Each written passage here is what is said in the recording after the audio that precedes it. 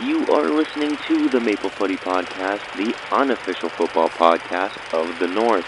I'm your host, Sam Little. Find me on socials at SamLittle44 and the podcast at Maple Footy Pod. And now there's nothing left to say except for sit back, enjoy, and welcome to the show. Hello, yes, and welcome back to the Maple Footy Podcast. As we play at the beginning of the show, the unofficial football podcast of the North, and it was a pretty eventful week in the world of Canadian football, and some injuries, which we will get into, which are, I would say, more than concerning. Some debuts, not many transfers, but still one or two, and a pile of other stuff that we're going to catch you up on in case you missed it, focusing on the Olympics or life or just other things. We got you covered here. I've been focusing on what some of our boys are doing with the ball at their feet. So firstly, starting off with a former Maple Footy guest on the show. Really happy for him. Zane Bruno called up for the U20 Canada men's national team for the CONCACAF U20 qualifiers in a couple of weeks. Really happy for him. Looking forward to it. For him, I think it's going to be a great experience for all the guys. Of course, biasly, we kind of follow a bit closer Bruno because he was, of course, on the show before. But regardless, it's always good for the U20s to have these qualifiers, have these important matches, because for some of them, for hopefully many of them, we'll expect to see them donning the national team jersey, like not U20, but the men's one. So always good when they can get this done and get call-ups and whatnot. As I said, happy for Bruno here, hoping that he can have a breakout season with Forge at club level this year.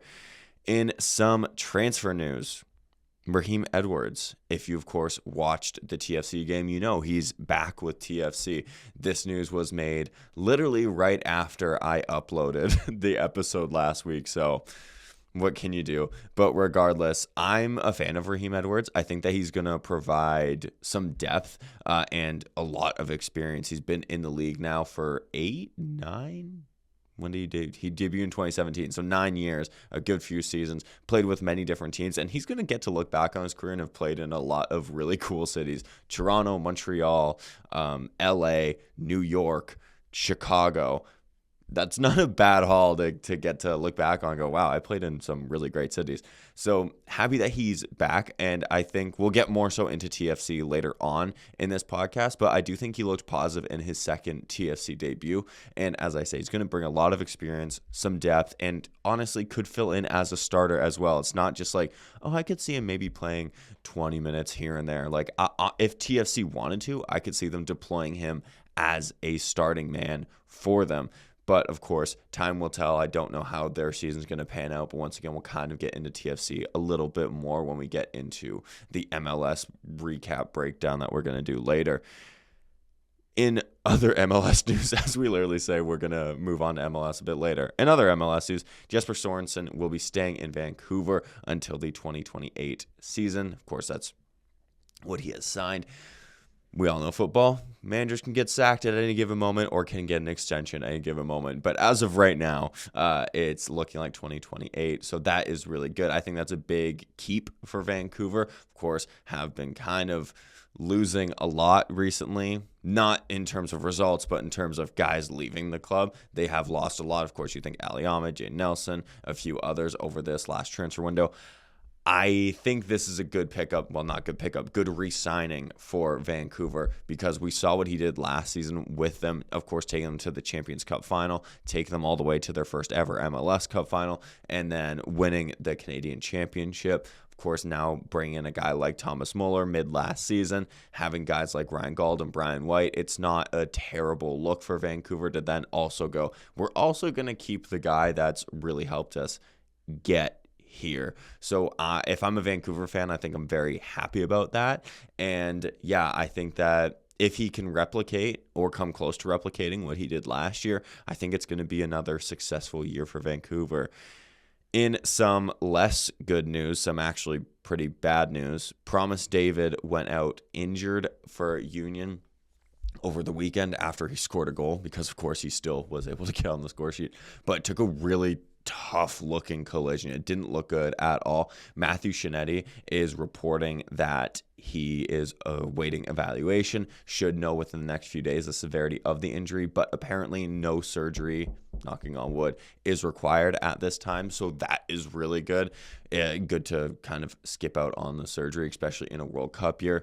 These are very crucial months now coming into this World Cup. We are in the end of February, basically. A week today, we're in March. So we're coming really, really close to this World Cup, and you don't want to get injured ever, but especially right now. So for Promise David, this is a really tough time to get injured, but hopefully it won't keep him out too long, especially because I do think that he could play a part for Canada at this World Cup. And of course, another big injury to our biggest player, Alphonso Davies, is injured. Muscle fiber tear is what TSN are reporting. Apparently, it's not a terrible tear, so he could only be out to maybe like 2 to 4 weeks, but other reports of muscle fiber tears, not Alphonso Davies exclusively, can keep you out for up to 6 months. So I don't want to be like, oh, he could be out for 6 months, but there's a pretty big gap into what it could be. But if it's minor, we're thinking 2 to 4 weeks, which really only a month, not awful. And especially coming off of an ACL injury, this is pretty common to then re-injure something else in your leg because it's compensating for what happened to your ACL. We saw this earlier in the season with Liam Miller when he came back from his ACL injury. He then did his hamstring, was out for, I think it was about a month, maybe 6 weeks, something like that. It was in around a month. So we've seen this before. Hopefully it will be a short spell on the sideline for Alphonso Davies. We need to keep him in game shape. We need to keep him playing, looking good, feeling good, just everything positive for Alphonso Davies, because another player, he's like the player that we don't want missing this World Cup. So hopefully it's nothing serious as that's being reported. We will keep our fingers crossed, and of course I will keep you updated as I follow along this story. In Champions Cup action, Atletico Ottawa fell 2-0 to Nashville in their Champions Cup debut. Nashville, former Forge player, scoring in Hamilton because currently Ottawa, their stadium is going through renovation, so they had their home leg in Hamilton. But former Forge man who played in Hamilton for many years, Wobens Pasillas, scored for Nashville, who's looking like he will be a part of the squad this season, which is good. He's been on loan for the last couple of seasons for Nashville to a couple of USL clubs, so it'll be good that he gets a chance here. But yeah, Ottawa, they didn't look great. They looked quite rusty, which I think has been a theme for a lot of the CPL teams in the Champions Cup. Forge, Vancouver, now Ottawa have all looked a little bit rusty, not up to their normal pace and standards, I would say, which is to be expected. They've been off now since, for some of them, October, for Ottawa, November. So it's kind of expected that they're going to look rusty, especially against quite good competition. That's not me making an excuse for them, but also the reality of the situation. You're going to look a little bit rusty. And then, of course, Nashville, with the quality they have, will make you pay, really. They are a good side. They're going to make you pay if you make some mistakes. Ottawa not capitalizing on some of their chances. Nashville, in all fairness, they also looked quite rusty, didn't capitalize on a lot of their chances, but that's when quality kind of comes in. And a guy, like Sam Surridge, former Nottingham Forest player, is going to make you pay in the dying minutes of a game when Nashville hasn't really looked like they've seen it out, but Ottawa certainly hasn't seen it out. A guy was going to separate his quality from the rest. He's going to score, take a 2-0 win lead into the next leg. So Ottawa definitely not dead and buried in this one. 2-0 is still comebackable, but of course it is going to be tough now going to Nashville, playing in front of the Nashville crowd. Of course, 2-0 down. Not ideal, but still not the worst result. I would expect Nashville to still probably go through from here, but if we're being optimistic, Ottawa still has a shot. Our other two CPL teams, of course, Forge and Vancouver, are both out of the competition. Forge losing 4-1 to Tigres on aggregate, and then Vancouver FC losing 8-0 to Cruz Azul, the defending champions. So Ottawa, the last remaining CPL team, but we still have another Canadian team in the competition as of right now, as the Whitecaps made their return to the competition following their finals loss last year. They played down in Costa Rica to a 0-0 draw. Not the best result for Vancouver, but not the worst. Of course, going to a pretty CONCACAF-y environment. Going to play a CONCACAF way down in Costa Rica. Going to be a lot of stoppages. Going to be a lot of fouling, stoppages of play, all that fun stuff that comes with playing in CONCACAF. So I'm thinking now going into the second leg back in Vancouver, the fans, I think they're going to really maybe help uplift this Whitecap side and get them over the line, get a win here. What would concern me, though, for the Whitecaps is no away goal. That's not ideal, because now all Costa Rica needs is a 1-1 draw, and they go through, which is definitely doable. But I do think that the Whitecaps should have enough in this one to separate themselves. And then, of course, not technically a Canadian team, but feeling like an honorary Canadian team at the moment are LAFC, who had their CONCACAF Champions Cup win 6-0 to Real España. Stefan Eustáquio making his LAFC debut. He looked very good in the middle of the park, as you would expect. Put a beautiful ball in for Son Heung-min, who then laid the ball off, grabbing another goal for them. And yeah, Stefan Eustáquio looked quite good. I think that this move could be quite good for Stefan Eustáquio. He's definitely going to be playing a lot more, as we've already seen in the last 2 games. He started for LAFC, making his MLS debut later in the week, which we will get into right now. So now we move into MLS action, and we will start off with LAFC because we just talked about LAFC. So they took on the defending MLS Cup champs in Inter Miami. It was hosted in LA, which I find very funny because you would think that the defending champs would get to host their first game, but who knows? I know that they're building the new stadium, so maybe they're just waiting for that. But still, regardless, the defending champs, I feel like, should have the home opener, right?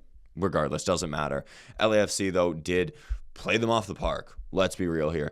Stefan Eustáquio showing Lionel Messi levels. What else could we expect here? But yeah, 3-0. I don't think many people would have expected this score, especially because Inter Miami have really owned this league for the last couple of seasons. Of course, they haven't been invincible, but they've definitely been a hard team to beat. But LAFC made it look quite easy on the day. Stefan Eustáquio, another game where he looked good, linked up well with Son again, with basically an almost identical play in this one to the CONCACAF Champions Cup. Stefan Eustáquio finding Son, and then Son links up with the striker.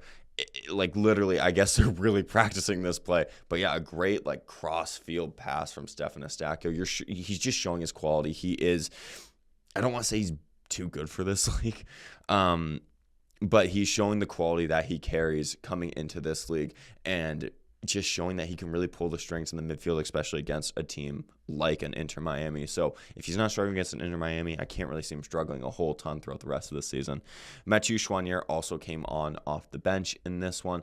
If I'm Choinière, I don't know if I'm nervous for this season if I'm Choinière, but with the inclusion of Stefan Eustáquio, and it seems like the preference of Marky Delgado to Choinière, I do wonder kind of what role Choinière is going to play this season, if he's going to be more of a substitute kind of guy, or maybe as the season goes on, he's going to start a bit more. But it's definitely something to think about, I think, just because last season when he came to LAFC, he was in and out the lineup, more so in than out in terms of starting at least. And now this season with the inclusion of a Stefan Eustáquio, I wonder where that leaves Choinière. Jacob Schaffelberg didn't play a part in LAFC's last couple of games because he is still getting over that injury, hoping that he will be back soon, because the more Canadians playing for LAFC, the better for us here at Maple Footy.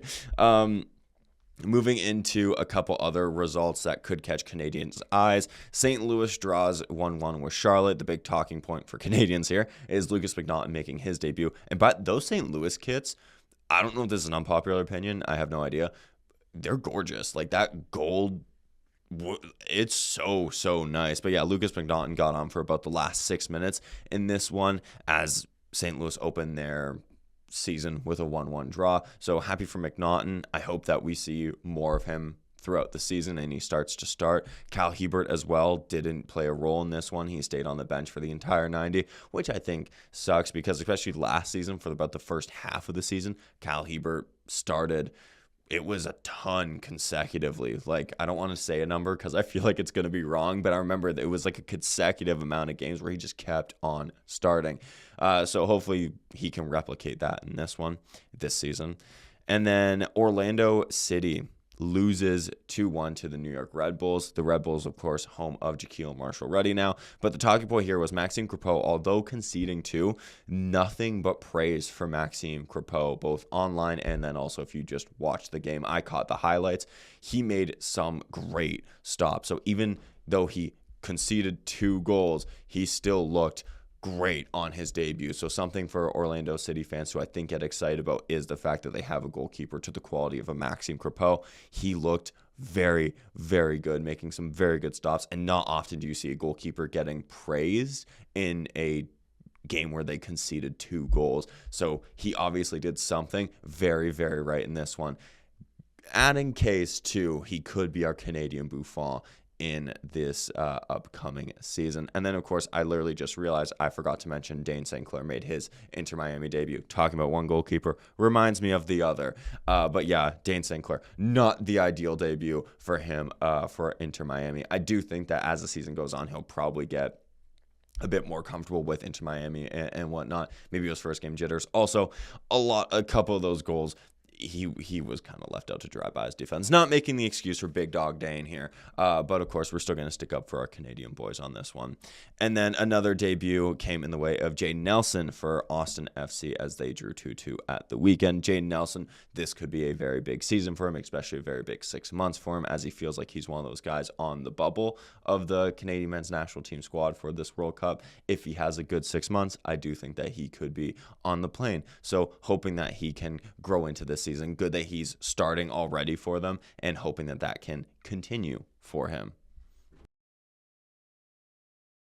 All right, now we move into our Canadian MLS teams. We have 3, of course, and a common theme when we talk about MLS clubs last season would be, one of them won and 2 of them lost, and usually with the Whitecaps winning and TFC and Montreal losing. That was the same this weekend, but I do think that for TFC in particular, I do think that there is some hope for this season.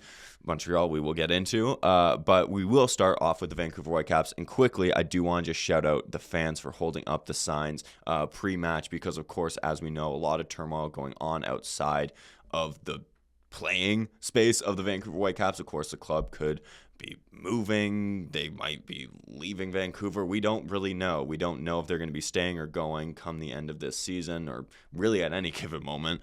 But holding up the signs that read, "This club means so much to so many, and the Whitecaps belong to Vancouver," which I think is very good that the fans can get behind this. And of course, no one wants to lose the Whitecaps in Vancouver, especially Canadian soccer fans, people like me and, other podcasts that cover Canadian soccer. Whitecaps, we don't want the Whitecaps to leave Vancouver. Vancouver fans, of course, don't want the Whitecaps to leave Vancouver. They've been there for so long, have a lot of history, and it feels like they're hitting new gears, especially last season. It felt like they were hitting new gears of highs that they could hit. It'd be such a shame to see them leave Vancouver, period, but especially right now, it'd be just, I think, really, really terrible to see Vancouver leave, Vancouver. But yeah, talking about their game at the weekend, though, they played Real Salt Lake in a 1-0 win. I do think that they looked a bit rusty, which is expected come the start of any season, and you will see them grow into it. But my concern for Vancouver was they just looked like they lacked creativity. Of course, hot take here, I think they're going to miss Ali Ahmed. I know, that take is scolding hot, but I do think they're going to miss Ali Ahmed because he brings so much to that final third. Not only does he track back as well, which I think that they're also going to miss, but just genuinely looking at him just from an attacking perspective, the energy he brings, his motion on the ball, just everything that he brought to the Whitecaps last season, he looked so good and was playing some of his best football of his career. Was laying chance on a platter for guys like Thomas Muller and Brian White, linking up well with Thomas Muller, Sabi, Jayden Nelson, Brian White. Ryan Gault didn't play a whole ton last season, but linking up well with Ryan Gault. He was linking up very well with a lot of these guys. So hopefully, once Ryan Gault is back, he can fill that creativity void that I think the Whitecaps have at the moment, because Brian White is a great striker, one of the best in the MLS. Let's just be real. He is. He's one of the best in the MLS. So he's going to need chances. You can be as good of a striker as you want to be, but if you're not getting the ball to create chances, to score chances, you're not going to be as effective as you'd want to be. Thomas Muller as well. I think he needs people around him at this stage of his career to complement him and to kind of make it so that he's not the only target of a defense, because, every game that the Whitecaps are going to play, people are going to go, okay, mark out Thomas Muller. Because then at least if that happens, you have, say, a Ryan Gauld. At least then Ryan Gauld maybe has the freedom to do his thing. Or maybe, defenses will kind of separate between Ryan Gauld and Thomas Muller, giving a bit more of them a bit more time on the ball to do stuff. So, yeah, Thomas Muller just looking a bit marked out of the game. But I thought defensively, the Whitecaps looked quite good. Of course, just ahead of the defense, Sebastian Berhalter. I think it's huge that they still have him. I'm not sure how much longer they're going to have him, especially if he has another season like he did last season. I do think that he could be on the move if he has another good season. And then shouting out Ralph Priso, who started this season at center back. I think that this is going to be his role now. So another Canadian center back to add to the already plethora of Canadian center backs. And another one I think to watch for the plane for 2026 World Cup, because he is such a Swiss Army knife kind of player that he can play and adapt to any situation. I do think that he could be someone that Jesse Marsch does take, especially if he keeps showing quality in a center back position, which he has so far since playing in that role. And now if he's going to continue to play this role, you already know that he can play in the middle of the park. He can now also play center back and can do both really well. Maybe he's not going to be the first name on a team sheet for, say, Canada at the 2026 World Cup, but he's definitely a good guy to bring, in my opinion. So I do think that if he has a strong start to this season, we could be seeing a Ralph Priso potentially in that 2026 World Cup squad.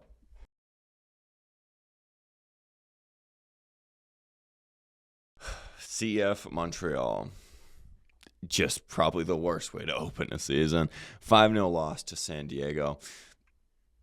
It just, yeah. If you're a Montreal fan, I'm sorry. I want to be optimistic and I want to be positive. I just don't see this being a good season. I fail to see any improvements that they've made from last season to this season. Of course, they're another club that's kind of in turmoil, ownership not fully backing the club anymore, all that's going on outside of the club. I do think that it might be another long season for Montreal. And then just looking at the team, player for player, they just don't stack up with some of the best in the MLS, or even, some of the middle of the pack of the MLS to try to pip just a playoff spot. Not to be a contending person for the MLS Cup, but to just pip a playoff spot. I don't see that at all for them.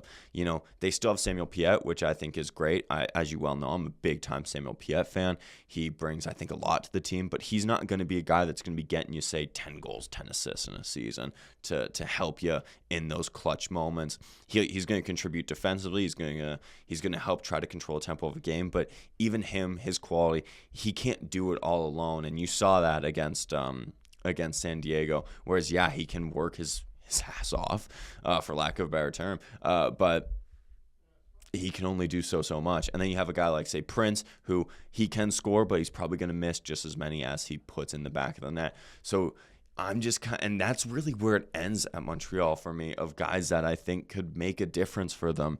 They just lack that quality, I think, on the pitch at the moment to make me go, they could be a contending team for the playoffs. That's not to say they have terrible players. I do think that a lot of their players are good players to have on an MLS team, but they just lack star players. Like, they lack those players where you go, okay, he can dig them out of a hole. They have a lot, like, Victor Latari is a good complementary player that can really help fit in. They have players that can do a job, but you need more than players that can do a job in a team. You need players that can make a difference in a team. You need that star center back. You need that star striker to make those differences. Whereas if you just have guys that are, they're good, but if you just have guys that are good and no difference makers around them, it's going to be a tough season. And that's where I think Montreal are at the moment. They're a team made up of decent and good players, but nobody that's a difference maker, nobody that can really make that huge difference for them. Whereas you say, look at the Whitecaps, they have quality players and they have difference makers. Thomas Muller, Brian White, Ryan Gauld, they have those difference makers. Montreal does not have those difference makers, and I think that's why one of the reasons that could be quite the difficult season for Montreal. They are a very interesting club, I think, at the moment right now, and I think it would be cool to see someone do a deep dive on them, maybe a hinting at something that I might be working on. But yeah, I just, if you are a Montreal fan, gonna wrap up that by saying, if you are a Montreal fan, I will try to be optimistic for you as the season goes on, but I genuinely just don't really see a whole ton of joy in this season unless something crazy changes between now and the end of the transfer window. That's just my opinion, though. Now we'll wrap up our MLS bit by talking a little bit about TFC before we move on to a couple of other things that happened across Europe for Canadians everywhere. But yeah, TFC fell 3-2 to FC Dallas. And we'll talk about the negatives before I talk about the positives and why I think that this could be a decent season for TFC and maybe a return to playoffs for TFC. Because negatives, of course, they couldn't keep goals out. I think the defense and goalkeeper looked a little bit shaky on the day. Of course, you had Kosi Thompson playing center back, a position that he's not fully familiar with. He has, to my knowledge, never played center back at the pro level. He's played fullback. He's played in the midfield, but I've never seen him play center back. And it kind of showed. I think that Kosi Thompson has quality, of course, but you're asking guys never played center back to play center back, and it looked like a guy that's never played center back playing center back. His partner on the day, Walker Zimmerman, I think this is a big get for TFC. Don't get me wrong. I don't think it was the best of debuts. He is another one that looked quite shaky. Him and Kosi just didn't look like they're on the same wavelength for the entirety of the 90 as well. They both looked shaky towards each other as well as the game in and of itself. But with Walker Zimmerman, I do expect he is a very quality player. I expect him to shake that off. Kosi Thompson, I doubt we're going to see him a whole ton in the center back role this season. He's most likely going to be playing as a fullback or in the midfield. So I do think that both those positions you'll see better from Kosi Thompson. Fullback wise, I thought Kobe Franklin, another one that looked a little bit shaky on the day. I thought that Dallas were finding a lot of joy when they were taking him on. Richie Laryea, on the other hand, I thought looked decent. Once again, not his best defensive display, but I thought going forward he looked quite good. Gavran will definitely want that first goal back, but I do think that TFC's backing him for a reason. I think that there is quality in Gavran. I do think that as the season goes on, I think that he will be a little bit less shaky. Of course, this is his first big-time start in the MLS. I know he started games before, but now he's been given the gloves and has been told to run with them. So I do think that probably a little bit of butterflies. And I know, Sam, but they're pros. They're still human. They're going to get butterflies. This is a huge moment for him. It's going to happen. If this keeps happening throughout the season, then I think you're going to have to really evaluate is he going to be our number one? But I'm not going to sit here and judge him off the one game of being like, oh man, like he wasn't great. Pull him. He's done. I do think that there is still time to improve. And of course, first game of the season, first big start for TFC. But looking into the positive for TFC, we're going to stick with Gavran because we're going to talk about two Hamiltonians. As a proud Hamiltonian myself, Malik Henry and Luka Gavran, both from Hamilton, both playing for TFC, starting the season. I think that's really cool. And hopefully we can see that more often with Hamiltonians playing for Toronto FC. Of course, Theo Corbeanu as well, another Hamiltonian. There could be a time in this season where there's three Hamiltonians at the same time on the pitch for TFC. And for me, that is pretty cool because, as I said, proud Hamiltonian.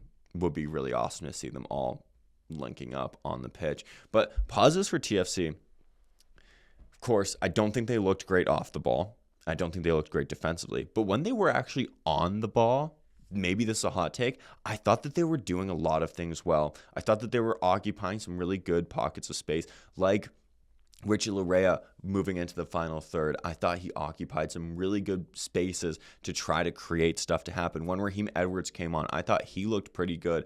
in the attacking sense, as he kind of looked like some of the passes he was playing. There was one, I can't remember who it was to, and I hate that I can't remember who it was to. Towards the end of the match, he played a beautiful through ball through to, I don't know who it was, but it was a beautiful ball. So you're seeing quality there. And then, of course, with Mihailovic, great. I don't know who decided to sign him for TFC. Great signing. He looks very good. Some of the little just touches that he takes. The goal, of course, he was a very well taken goal. And him on the ball, he looks so dangerous. Looks like anything can really happen with him on the ball. I think he was a very good pickup for TFC. Now you're going to get him for the whole season. I think that is going to be very, very massive for TFC. Then you have a Jonathan Osorio, my bear, my goat. Love Jonathan Osorio. I think that this could be a very big season for him as well. And another one of those guys that's wanting to make that World Cup squad. But outside that, I thought he looked very well when he linked up with Mihailovic. I thought he looked quite good on the ball. That assist from Mihailovic was a beautiful pass from Oso. That's my bear. That's just what he does. For TFC, though, I think if that Josh Sargent deal gets done, I think that's going to be huge. Etienne, I think he looked pretty decent. He's not a striker, though. You can tell. He's a winger. He just is. And I think if you have him on the wing and then you have, say, a Josh Sargent through the middle, I think that those two could really link up well. So, yeah, I do think that there's a lot to be positive about for TFC. Not that I'm saying TFC, MLS Cup champs, it's happening. That's not what I'm saying. I just think that this could be a very positive season for TFC. I think that you could see them make a return to the playoffs. They made some smart signings, some smart business. Walker Zimmerman, despite me not thinking he had a great debut, I do think that he's a great pickup. Gavran, I think, will grow into his role. You already know that you have quality in guys like Richie Laryea, Jonathan Osorio, Mihailovic, Theo Corbinu, who is injured at the moment. Then you have some young guys like a DeAndre Kerr, a Malik Henry, Kosi Thompson, Kobe Franklin. All these guys have been in and around the team now for a little bit. They're gonna keep growing, hopefully, and now with additions like a Josh Sargent, I think that you could, maybe I'm just being biased, maybe I'm just being hopeful, maybe I'm just being whatever, but I actually do think that TFC could have a decent season, get back into the playoffs, maybe win a Canadian championship along the way. I don't know, maybe I'm being biased, but that's just genuinely how I feel about TFC coming into this season. Moving into the English Championship, not a ton of positives if you're Canadian in the Canadian Championship over this past weekend. Liam Miller's Hull lost 3-1 to QPR. They now sit 5th in the championship. So they're not down and out from a playoff race or anything like that, but automatic qualification looking not likely anymore, in my opinion, for Hull. And that's me. And even when I was saying that it could happen, I was probably still maybe being a little bit biased, but it was still, I think, genuinely feasible. Now while it's still mathematically feasible, I just don't see it. You're 5th right now. 1st and 2nd are the only two that get automatic promotion, and Coventry have that pretty well locked up, it looks like, and Middlesbrough not too far behind Coventry. So I think that best case scenario now is a playoff run for Hull City. Hopefully that they can get in there and then get promotion through that, because I would love to see Liam Miller play in the Premier League. But yeah, not a great weekend for them. Not a great weekend for Jebo's Preston either, as they lost 1-0 to Blackburn. They now sit 10th. Of course, not totally out of making a playoff spot, though, as they're only 3 points off of 6th. So another team to watch, I think, especially with how close the championship can be and is right now. It's not over for Preston, but it's definitely not fully in their hands. They can do what they can do, but they're also going to, I think, need to rely on some other teams doing them favors for, to try to get into those playoff spots. Just below them, in 11th, are Southampton. They had the best weekend for Canadians because they drew 1-1 with Charlton, so at least it wasn't a loss. Kyle Larin played about the final 15 in this one. But yeah, they're sitting 11th. I don't think they're going to be making a playoff spot push, at least this season. But hey, maybe Kyle Larin impresses a little bit more. He gets onto the plane for the World Cup and then also maybe gets a permanent move to Southampton. Who knows? Who really knows? But I do think that Southampton definitely the brightest spot for Canadian soccer in the English Championship, if that makes sense. And then sitting 18th are Norwich after their 2-1 loss to Birmingham. I think that I know they just lost, but I feel like, knocking on wood, they're safe from relegation, especially with Sheffield Wednesday. They're down. They're at a negative 7 points at the moment. Leicester just had points deducted from them. And I just think with a lot of the new additions that Norwich have made, of course, biasly like an Ali Ahmed, I think that they have quality now to, at bare minimum, stay up and then maybe build on that going into next season. But yeah, not a great weekend if you're a Canadian soccer fan rooting for any English championship teams. Not a great weekend as well. Not a great week for Juventus in Serie A as away from Serie A. They lost 5-1 to Galatasaray in the first leg of their UCL tie. So they're done. They're done in the UCL. So that kind of sucks. Of course, there is a second leg, and I suppose anything can happen, but 5-1 is kind of absurd to try to come back from. But hey, if they do, that would be great. I don't see it happening. And then at the weekend as well, they lost 2-0 to Como. They now sit 5th and have just one win in their last 6. So while it looked like Juve were turning a corner about November, December, January time, February's hit, and it has hit them hard and not in a good way because, yeah, one win in all of February is not good. Jonathan David back to not playing his best, but still looking good-ish, but not getting the ball in critical areas. Spalletti, maybe the new manager bounce is kind of worn off on the team in general. So yeah, hoping that Jonathan David can regain that form a little bit. I still stand by the fact I don't think Jonathan David looks bad for Juve. I just think he's struggling to find those goals and assists and whatnot. So hopefully he can go back to finding those consistently, especially because I do think that Juve are going to need someone to step up if they want to get back into the Champions League for next season. But we'll end this a little bit on a positive because it feels like I've just had to be negative for the last 10 minutes. We're going to end it on a positive as Ismaël Koné Sassuolo are sitting in 8th in the league after a 3-0 win to Hellas Verona. Koné having another good performance. Take a shot every time I say Koné's had a good performance at the weekend because Ismaël Koné has had a good performance for another weekend. So yeah, Ismaël Koné, no shock that a Juventus and an Inter Milan are coming in for him, as we kind of discussed last week. Looked very good at this juncture at the weekend. He was doing all those Koné things that we come to know and love. Looked very good on the ball. Was really progressing the ball just so well. I've really enjoyed watching Koné for Sassuolo, watching the highlights, keeping up with him, trying to catch the games that I can. He's looked very good. Very happy for Ismaël Koné, and he is at least letting us end this podcast on a positive. So Ismaël Koné, thank you. We needed some positivity this week for Canadian football, and you have brought that. So I do appreciate that. Thank you, Ismaël Koné. But now this does wrap up this episode of the Maple Footy Podcast. I do hope you enjoyed it. If you did miss our interview with Dominic Reina, it is up on the channel. Go check it out. I think it's a very good one. I might be biased because I did do the interview. But I did really enjoy that. I think he really just gave us so much to think about and discuss, and just quite the great insight into football and what his journey has been like and where he wants to go. Really cool to get to sit down and talk with him. So if you missed that, go check it out. If you like that interview and haven't seen our other ones, I have a playlist on the channel that I link at the end of every video of Maple Footy interviews. Check that out if you want to, if you feel so inclined. I would appreciate it. And of course, more episodes, more interviews, more fun stuff coming up. So definitely stick around, follow us everywhere that I link in the description and whatnot. I do appreciate it. Thank you so much for listening if you stuck with me this far. And until next time, cheers, everyone. And that was your Maple Footy Podcast. Thank you so much for listening. Check my socials for any and all future updates. Remember to support Canadian football, be kind, and until next time, live, laugh, little.